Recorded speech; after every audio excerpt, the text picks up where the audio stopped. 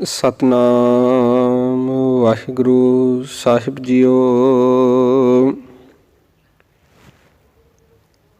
नाम ध्यान साजना जन्म पदारथ जीत।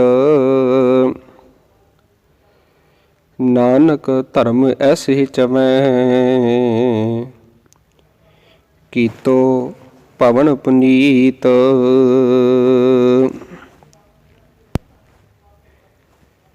पंजवें पातशाह धन श्री गुरु अर्जन देव जी महाराज तिन्हां दे मुखारबिंद तो उचारण किया होया यह पावन सलोक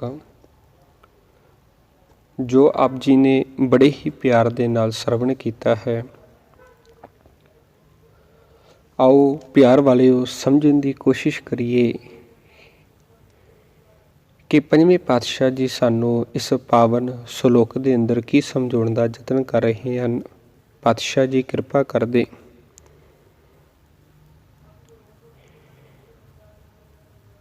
कि वही मनुख इस जो सानू कीमती मनुखा जन्म मिलिया, हीरे वर्गा जन्म मिलिया, ਉਹਨੂੰ ਸਫਲਾ ਕਰਕੇ ਜਾਂਦੇ ਨੇ, ਇਸ ਸੰਸਾਰ ਦੀ ਬਾਜੀ ਨੂੰ ਜਿੱਤ ਕੇ ਜਾਂਦੇ ਨੇ, ਆਪਣੇ ਮਨੋਰਥ ਨੂੰ ਪੂਰਾ ਕਰਕੇ ਜਾਂਦੇ ਨੇ ਜਿਹੜੇ ਉਸ ਪਰਮਾਤਮਾ ਦੇ ਨਾਮ ਨੂੰ ਸਿਮਰਦੇ ਨੇ। ਪਾਤਸ਼ਾਹ ਜੀ ਕਿਰਪਾ ਕਰਦੇ ਨਾਮ ਧਿਆਨ ਸਾਜਨਾ ਜਨਮ ਪਦਾਰਥ ਜੀਤ। ਕਹਿੰਦੇ ਜਿਹੜੇ ਭਲੇ ਮਨੁੱਖ ਪਰਮਾਤਮਾ ਦੇ ਨਾਮ ਸਿਮਰਦੇ ਹਨ, ਪਰਮਾਤਮਾ ਦਾ ਨਾਮ ਸਿਮਰਦੇ ਹਨ, ਉਹੀ ਇਸ ਕੀਮਤੀ ਮਨੁੱਖਾ ਜਿਹੜਾ ਜੀਵਨ ਹੈ ਉਸ ਦੀ ਬਾਜੀ ਨੂੰ ਜਿੱਤ ਕੇ ਜਾਂਦੇ ਨੇ, ਸੰਸਾਰ ਦੇ ਉੱਤੋਂ ਜੀਵਨ ਸਫਲਾ ਕਰਕੇ ਜਾਂਦੇ ਨੇ। ਸਤ ਸੰਗਤ ਜੀ, ਮਨੁੱਖ ਵੀ ਇੱਕ ਸੰਸਾਰ ਦੇ ਅੰਦਰ ਮਨੋਰਥ ਲੈ ਕੇ ਆਇਆ। ਹਰੇਕ ਜਿਹੜੀ ਚੀਜ਼ ਹੈ ਉਸ ਦਾ ਕੋਈ ਨਾ ਕੋਈ ਮਨੋਰਥ ਹੁੰਦਾ। ਬੱਚੇ ਨੂੰ ਪੁੱਛ ਲਵੋ ਕਿ ਤੇਰਾ ਜ਼ਿੰਦਗੀ ਦੇ ਅੰਦਰ ਏਮ ਕੀ ਹੈ, ਤੂੰ ਕੀ ਬਣਨਾ ਚਾਹੁੰਦਾ ਹੈ? ਉਹ ਆਖਦਾ ਹੈ ਕਿ ਮੈਂ ਡਾਕਟਰ ਬਣਾਂਗਾ, ਮੈਂ ਇੰਜੀਨੀਅਰ ਬਣਾਂਗਾ। ਇਸੇ ਪ੍ਰਕਾਰ ਹੀ ਮਨੁੱਖ ਵੀ ਸੰਸਾਰ ਦੇ ਉੱਤੇ ਇੱਕ ਮਨੋਰਥ ਲੈ ਕੇ ਆਇਆ ਸੀ, ਏਮ ਲੈ ਕੇ ਆਇਆ ਸੀ। ਉਹ ਏਮ ਸੀ ਕਿ ਪਰਮਾਤਮਾ ਨੂੰ ਮਿਲਣਾ, ਉਸ ਗੋਬਿੰਦ ਨੂੰ ਮਿਲਣ ਦੀ ਇਹ ਵਾਰੀ ਸੀ। ਫਿਰ ਮਿਲਣ ਦੇ ਲਈ ਉਸ ਪਰਮਾਤਮਾ ਦੇ ਨਾਮ ਨੂੰ ਸਿਮਰਨਾ ਪੈਣਾ ਸੀ। ਪਰ ਹੋਇਆ ਕਿ ਜਦੋਂ ਪਾਤਸ਼ਾਹ ਦੀ ਬਾਣੀ ਨੂੰ ਪੜ੍ਹਦੇ ਹਾਂ, ਪਾਤਸ਼ਾਹ ਜੀ ਕਿਰਪਾ ਕਰਦੇ ਕਹਿੰਦੇ ਨਾ ਤੇ ਇਹਦੇ ਅੰਦਰ ਕੋਈ ਗੁਣ ਆਇਆ ਤੇ ਨਾ ਹੀ ਇਹ ਧਰਮੀ ਬਣ ਸਕਿਆ, ਤੇ ਨਾ ਹੀ ਇਸ ਮਨੁੱਖ ਨੇ ਉਸ ਪਰਮਾਤਮਾ ਦੀ ਭਗਤੀ ਕੀਤੀ। ਸਾਰੀ ਉਮਰ ਕਰਦਾ ਕੀ ਰਿਹਾ? ਸਾਰੀ ਉਮਰ ਵਿਕਾਰਾਂ ਦੇ ਅੰਦਰ ਗਰਲਤਾਨ ਹੋ ਕੇ ਟੇਢੇ ਰਸਤੇ ਤੇ ਹੀ ਚੱਲਦਾ ਰਿਹਾ, ਪੁੱਠਾ ਪੁੱਠਾ ਹੀ ਚੱਲਦਾ ਰਿਹਾ। ਜਿਹੜਾ ਕੰਮ ਕਰਨਾ ਉਹਦੇ ਅੰਦਰ ਹੰਕਾਰ ਲੈ ਆਉਣਾ, ਅੰਦਰ ਮਾਣ ਆ ਜਾਣਾ, ਹੰਕਾਰ ਆ ਜਾਣਾ ਕਿ ਇਹ ਕੰਮ ਮੈਂ ਕਰ ਸਕਦਾ, ਮੇਰੇ ਤੋਂ ਬਿਨਾਂ ਹੋਰ ਕੋਈ ਕੰਮ ਨਹੀਂ ਕਰ ਸਕਦਾ। ਭਗਤ ਕਬੀਰ ਸਾਹਿਬ ਜੀ ਕਿਰਪਾ ਕਰਦੇ, ਸੀਲ ਧਰਮ ਜਪ ਭਗਤ ਨਾ ਕੀਨੀ ਹੋ ਪਰਿਓ ਟੇਢ ਪਗਰੀ। ਕਹਿੰਦੇ ਨਾ ਹੀ ਤੇ ਤੇਰੇ ਅੰਦਰ ਸਹਿਨਸ਼ੀਲਤਾ ਹੈ, ਸਹਿਨਸ਼ੀਲਤਾ ਵਾਲਾ ਗੁਣ ਹੈ, ਤੇ ਨਾ ਹੀ ਤੂੰ ਧਰਮੀ ਹੈ। ਸੀਲ ਧਰਮ ਜਪ ਭਗਤ ਨਾ ਕੀਨੀ, ਤੇ ਨਾ ਹੀ ਉਸ ਪਰਮਾਤਮਾ ਦੀ ਤੂੰ ਭਗਤੀ ਕੀਤੀ ਹੈ, ਉਸ ਪਰਮਾਤਮਾ ਦਾ ਸਿਮਰਨ ਕੀਤਾ, ਉਸ ਪਰਮਾਤਮਾ ਦੇ ਨਾਮ ਨੂੰ ਜਪਿਆ। ਹੁਣ ਪਰਿਓ ਟੇਢ ਪਗਰੀ, ਪਰ ਕਰਦਾ ਕੀ ਰਿਹਾ? ਸਾਰੀ ਉਮਰ ਤੂੰ ਜਿੰਨੇ ਵੀ ਕਾਰਜ ਕੀਤੇ ਸਾਰੇ ਕਾਰਜਾਂ ਦੇ ਵਿੱਚ ਅਗਿਆਨਤਾ ਲੈ ਆਇਆ, ਹੰਕਾਰ ਲੈ ਆਇਆ, ਟੇਢਾ ਟੇਢਾ ਚੱਲਦਾ ਰਿਹਾ ਸਾਰੀ ਉਮਰ। ਤੇ ਇਸੇ ਕਰਕੇ ਹੀ ਪਾਤਸ਼ਾਹ ਜੀ ਇੱਕ ਜਗ੍ਹਾ ਇਹ ਵੀ ਗੱਲ ਆਖਦੇ ਨੇ ਕਿ ਤੂੰ ਜਿਹੜਾ ਦਿਨ ਹੈ, ਦਿਨ ਤੇ ਖਾ ਪੀ ਕੇ ਬਤੀਤ ਕਰ ਦਿੱਤਾ, ਅਤੇ ਜਿਹੜੀ ਰਾਤ ਸੀ ਉਹਨੂੰ ਸੋ ਕੇ ਲੰਘਾ ਦਿੱਤਾ, ਤੇ ਇਹ ਤੈਨੂੰ ਹੀਰਿਆਂ ਵਰਗਾ ਤੈਨੂੰ ਜਨਮ ਮਿਲਿਆ ਸੀ, ਇਹ ਅਮੋਲਕ ਜਨਮ ਮਿਲਿਆ ਸੀ। ਤੇ ਪਰ ਹੋਇਆ ਕਿ ਤੂੰ ਇਸ ਮਨੁੱਖਾ ਜਨਮ ਨੂੰ ਕੋਡੀਆਂ ਦੇ ਭਾਅ ਵੇਚ ਦਿੱਤਾ, ਕੋਡੀਆਂ ਦੇ ਭਾਅ ਵਿਅਰਥ ਗਵਾ ਦਿੱਤਾ। रैन गवाई सोए कै दिवस गवाया खाए, हीरे जैसा जन्म है कौडी बदले जाए। होना की सी, तू इस संसार दे अंदर इस बाजी नूं तू जित के जाना सी, इस मनुखा जन्म नूं तू सफला करके जाना सी। ਉਹ ਸਫਲਾ ਹੋਣਾ ਸੀ ਪ੍ਰਮਾਤਮਾ ਦਾ ਨਾਮ ਜਪਣ ਦੇ ਨਾਲ। ਇਸੇ ਕਰਕੇ ਨੌਵੇਂ ਪਾਤਸ਼ਾਹ ਜੀ ਆਖਦੇ ਨੇ, ਸਾਧੋ ਗੋਬਿੰਦ ਕੇ ਗੁਣ ਗਾਵੋ, ਮਾਨਸ ਜਨਮ ਅਮੋਲਕ ਪਾਇਓ, ਬਿਰਥਾ ਕਾਹੇ ਗਵਾਵੋ। ਕਹਿੰਦੇ ਇਹ ਤੈਨੂੰ ਅਮੋਲਕ ਮਨੁੱਖਾ ਜਨਮ ਮਿਲਿਆ ਸੀ, ਇਹਦੇ ਅੰਦਰ ਤੂੰ ਉਸ ਪ੍ਰਮਾਤਮਾ ਦਾ ਨਾਮ ਸਿਮਰਨਾ ਸੀ।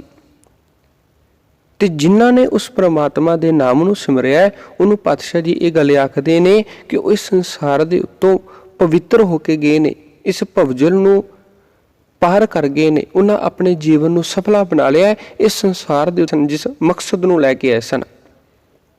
ਕਹਿੰਦੇ ਉਸ ਮਕਸਦ ਨੂੰ ਪੂਰਾ ਕਰ ਲਿਆ। ਜਿਨੀ ਨਾਮ ਤੇ ਆਇਆ ਗਏ ਮਸ਼ੱਕਤ ਘਾਲ, ਨਾਨਕ ਤੇ ਮੁਖ ਉਜਲੇ ਕੀਤੀ ਛੁੱਟੀ ਨਾਲ। ਜਿਨ੍ਹਾਂ ਨੇ ਉਸ ਪ੍ਰਮਾਤਮਾ ਦੇ ਨਾਮ ਨੂੰ ਧਿਆਇਆ, ਉਹ ਇਹ ਘਾਲਣਾ ਘਾਲ ਕੇ ਚਲੇ ਗਏ, ਇਸ ਬਾਜੀ ਨੂੰ ਜਿੱਤ ਕੇ ਚਲੇ ਗਏ ਨੇ, ਆਪਣੇ ਜੀਵਨ ਨੂੰ ਸਫਲਾ ਕਰਕੇ ਚਲੇ ਗਏ। ਅੱਜ ਪਾਤਸ਼ਾਹ ਜੀ ਇਹੀ ਕਿਰਪਾ ਕਰਦੇ ਨੇ, ਨਾਮ ਧਿਆਇਨ ਸਜਣਾ, ਕਿ ਹੇ ਭਾਈ, ਹੇ ਮਨੁੱਖ, ਉਸ ਪ੍ਰਮਾਤਮਾ ਦੇ ਨਾਮ ਨੂੰ ਸਿਮਰਿਆ ਕਰ, ਯਾਦ ਕਰਿਆ ਕਰ। ਜੇਕਰ ਤੂੰ ਉਸ ਪ੍ਰਮਾਤਮਾ ਦੇ ਨਾਮ ਨੂੰ ਸਿਮਰਦਾ ਹੈ ਨਾ, ਕੀ ਹੋਵੇਗਾ? ਜਨਮ ਪਦਾਰਥ ਜੀਤ, ਇਹ ਤੈਨੂੰ ਜਨਮ ਜਿਹੜਾ ਮਿਲਿਆ ਸੀ, ਇਹ ਜਿਹੜਾ ਕੀਮਤੀ ਪਦਾਰਥ ਸੀ ਨਾ, ਇਹ ਕੀਮਤੀ ਜਿਹੜੀ ਜੀਵਨ ਮਿਲਿਆ ਸੀ, ਕਹਿੰਦੇ ਇਸ ਜੀਵਨ ਦੀ ਬਾਜੀ ਨੂੰ ਤੂੰ ਜਿੱਤ ਕੇ ਜਾਵੇਂਗਾ।